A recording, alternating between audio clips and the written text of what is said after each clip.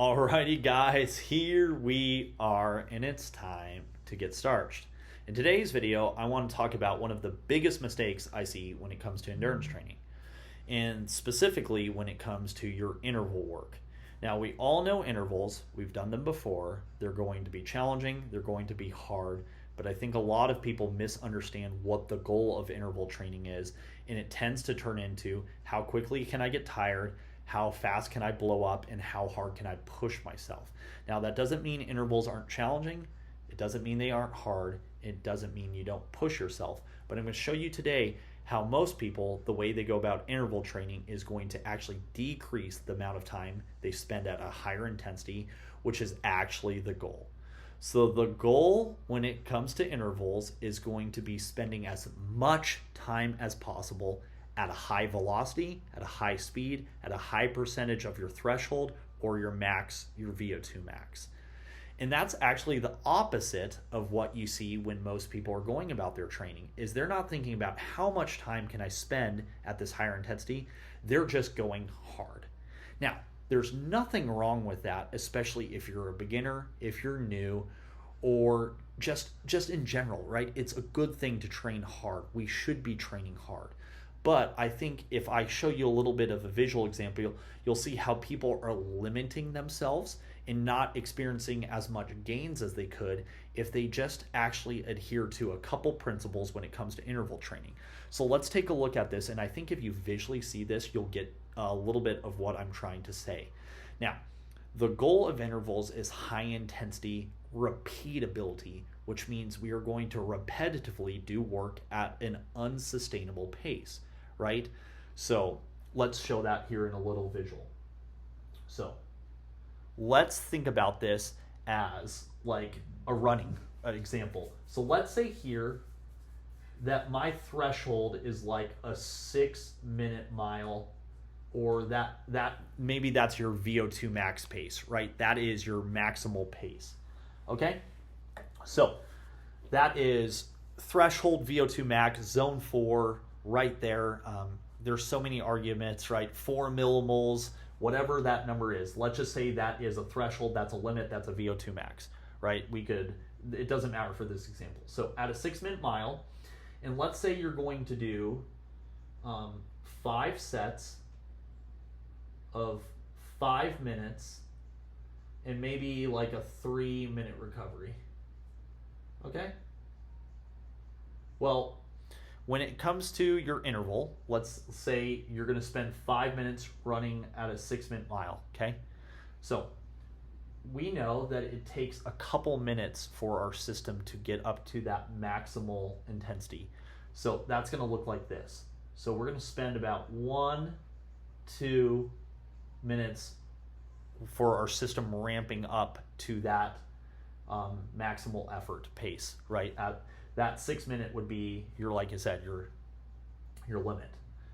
So 1 minute, 2, and that would give us 1, 2, 3. So that would give us 3 minutes at intensity, which is, you can think of that as just gains, right?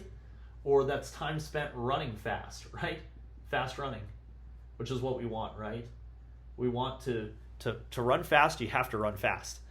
The whole run slow to run fast is a little bit of a misnomer. It's well-intentioned, but it's actually misleading, because that just convinces people that if all you do is zone 1, 2 jogs, that you're going to be running like 4-minute miles. That's a little bit off, but that's a different discussion. So in this example, if that was my threshold and I went up, I would get 3 minutes in the first set. Okay? Now let's talk about what most people do, right? What most people do is they just go hard. They go balls to the wall. They send it. They put on their AirPods and they send it, right? Not wrong. But I want to show you how that's not going to lead to as much success. So let's say now I'm going to now try to run at a 5-minute mile, right? Well, here's the truth. If this is my true limit speed, if that's my true VO2 max, what's going to happen is I'm going to try to run at this, and what can I only do? I can only run here. Think about that for a second. This is my VO2 max pace, my limit, my threshold. So I can't run, right? So I can't maintain that pace. I can't sustain it, right? That's unsustainable. So I can only sustain this. So what happens is this would be aerobically driven, okay? Now, we're always aerobic, but this would be an aerobic demand. And to achieve this, that would be a true anaerobic, which is unsustainable,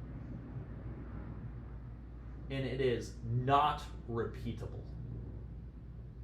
Versus this aerobic is somewhat sustainable, right? It's not saying it's forever sustainable at those higher intensities, right? For some people, that depending on what threshold you're talking about, if it's VO2 max, so VO2 max is generally what we could hold for like 8 to 12 minutes. Threshold, depending on what definition and who's defining it, is 20 to 60, right? But let's say this is our VO2 pace. So our high heart intervals, right? VO2. So if I just switch off my brain and I just start running, and I don't think about what is sustainable hard versus unsustainable hard, I'm going to then jump, and this is all anaerobic energy, which is unsustainable, it's not repeatable, and it's something that is going to impact my next interval. So what do I do? So if I go up there, right, I'm not getting any more. So I'm not getting any more. So in the first example, we got 3 minutes of intensity gains and fast running. In the second example, I still get 3 minutes, but now what I've done is I've overshot. So I'm not getting any more, but now I've overshot into anaerobic land, which means that I just burnt through a ton of anaerobic energy, and I'm not going to be able to recover as quick.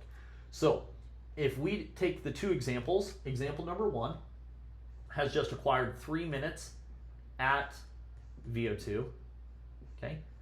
And then runner 2, so we could call this runner A and runner B, okay? Each after one set, 3 minutes at maximal, which is, right, that's where we're going to really stimulate fast running and challenge that.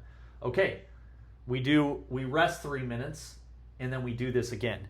Runner number 1, boom, gets another 3 minutes. So that's 6 minutes at VO2. Runner B is not going to be able to hit this because they overshot, they burnt that match. So now runner B, I'll just erase this. Runner B, I'm going to do this in red. Runner B overshot because they went so much above, they went so hard that now they can't actually get to their VO2, right? They can't even get to that pace. So now they're down here, right? So now they're not even getting to this really good stimulus where we're going to see mad gains, where we're going to be running fast intensity. Actually, now you think this person is now running slower than runner A, right? So they're now actually not hitting intensity, but now they're still getting what? Fatigue, and they're getting tired. Now, that doesn't mean that there isn't something to be gained here, but that wasn't the intent of the workout. Remember, intention's everything.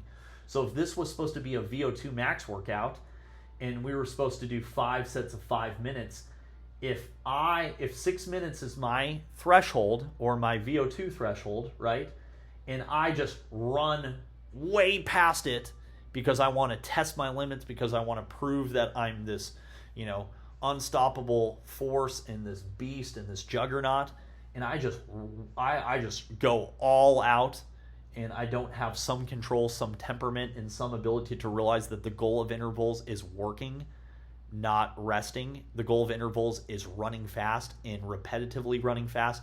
in doing as much work as possible at a higher intensity and a higher, faster pace. So the goal is to spend as much time running as fast as possible, not run fast as possible and then run slower. And then, so if we did another set, they would probably be down here, and then another set. And so they are actually spending more time slowing down than they are spending time stimulating at their max or at near their threshold, right? So then if we do this, right, and then we do 5 more sets, let's just say this person got 15 minutes versus 3. Because they had some restraint, they were still going hard. That doesn't mean this is easy.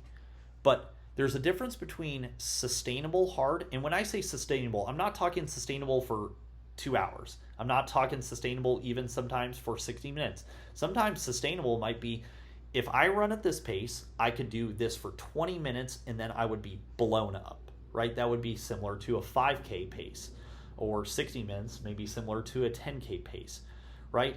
But here's what I want you to think. If I could run a 6-minute mile for 20 minutes and then just blew up, right?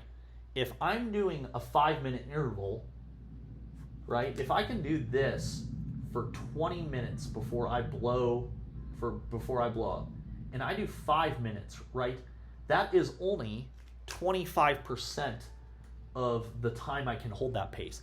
So if I go for 5 minutes and I overshoot, and then the next set I actually have to go slower, then I wasn't running at this pace. Like I said, I was running significantly harder than my threshold, and I don't think people understand that. I think, like I said, people just say, okay, it's intervals. So they'll have 400s or 800s or maybe mile repeats, and they will just run hard. And there's different types of hards. There's hard, and then there's hard, right? I'm probably going to get clipped from that. The whole point is there's levels to this, and everyone who's trained for any period amount of time understands those levels. But, so if we take that 2 examples, if you're a beginner, okay, that might have been a good lesson. But if you're trying to get faster, right, if I spent 15 minutes at this pace, right, versus this person might have got 3 minutes at a faster pace, but then they got 10 minutes, right? Let's say 12 minutes. So they might have got 3 minutes at a faster pace, but then they spent their next 12 minutes actually at a lower pace. So who actually spent more time running at a faster pace or a higher percentage max? Is the person who had some exercised some restraint.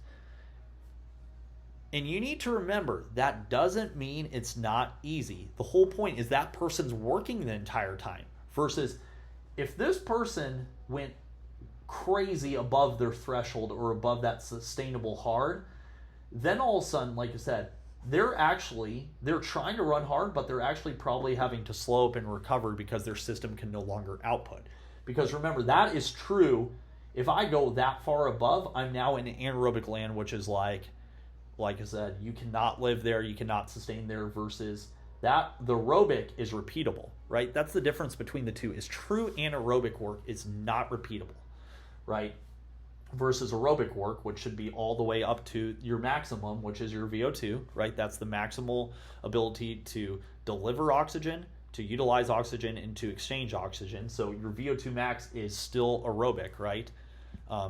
It's only when you go supersede VO2, when you go above VO2 max, that you're true anaerobic land. That's like the Tabata protocol was actually, I think they were at 170, it was 140 or 170% of VO2 max.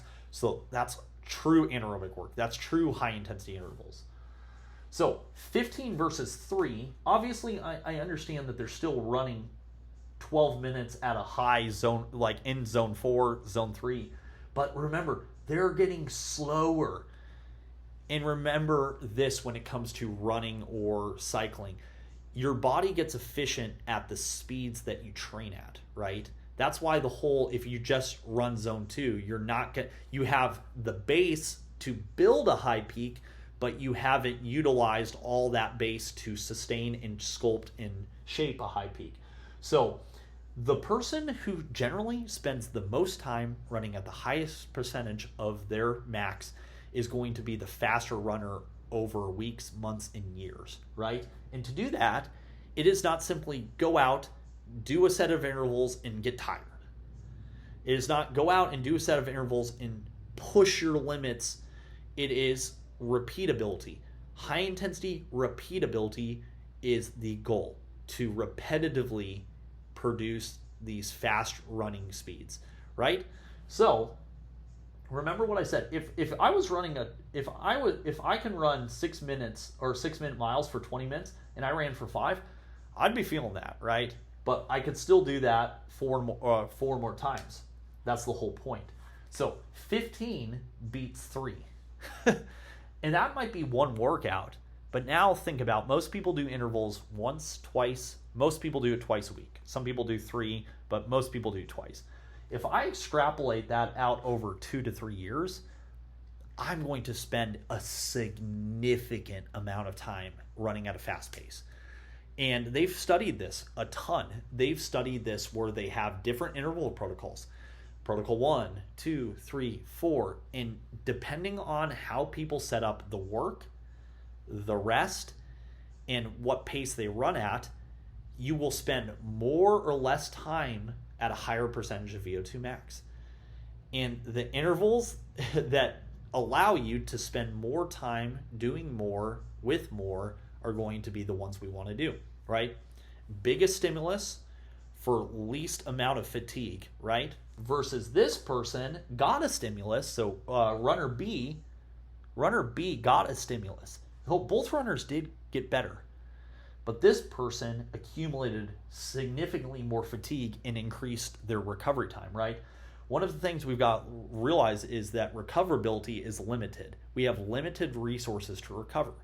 So would you rather spend 15 minutes or 3 minutes at your threshold? I'd rather spend 15. Would you rather have your recovery time be longer or shorter? Shorter, right? Because that means I can do more work throughout the week. So that is just showing you guys a little visual example about when you do intervals, the goal is to run fast. The goal is to work. So we want to run fast and we want to work. And if you just simply send it, if you switch off your brain, there are times and places where you do need to test your limits, where you do need to say, how fast is my mile right now? Though that's going to be just like a 1-rep max test. Sometimes you have to know where you're at in space to understand where your thresholds are, where your limits are, where, right? You have to assess, right? But once you know your maxes, your thresholds, your limits, your all that, the whole point of intervals is to work. So you want to work during the work and you want to rest during the rest. And if you're starting to rest, recover, and slow down during the work that you just did was too hard for you, or you're doing too many sets. So you could do that first example, or you could be like runner B, but if you tried to do multiple sets, then you would start to lose that battle. So if runner B just did one set and called it good, that'd be fine, but we know that's not how it works. People will run until they get slower, worse, and blow up, right? So if you do a 400 all out, how many times should you do that? One time. If you're going to do your 1-rep max deadlift, how many times do you do that? One time, right? You don't do your 1-rep max for 6 sets. You don't. So if you go to the track and you run an all out 400, you're going here, right? And then you're going up there, right? For one, that's a 1 rep. So if then you rest and you say, I'm going to run another 400 all out again, that doesn't make logical sense, right? You would do that once. You would have to pull back and hold back if you're going to try to do multiple sets, which is obviously going to get you the volume you need to increase that. So I hope this example just shows you that if you've been doing intervals, I want you to rethink how hard you're going. Now, don't get me wrong.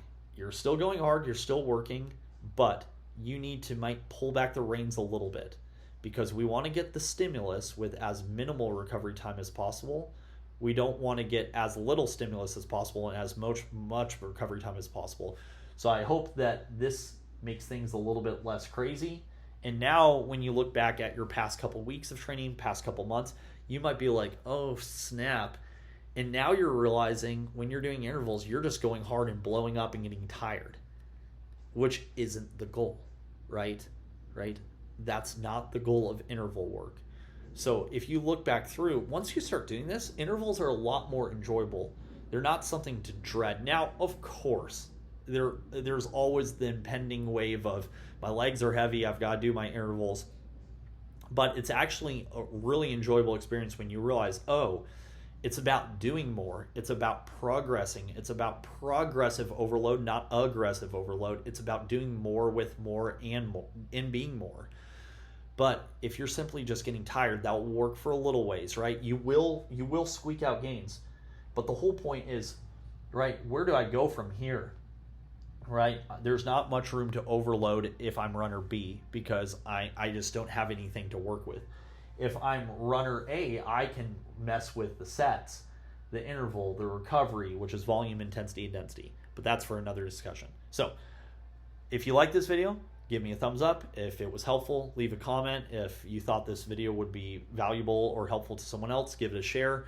If you haven't subscribed already, hit that subscribe button, and I'll see you guys in the next one.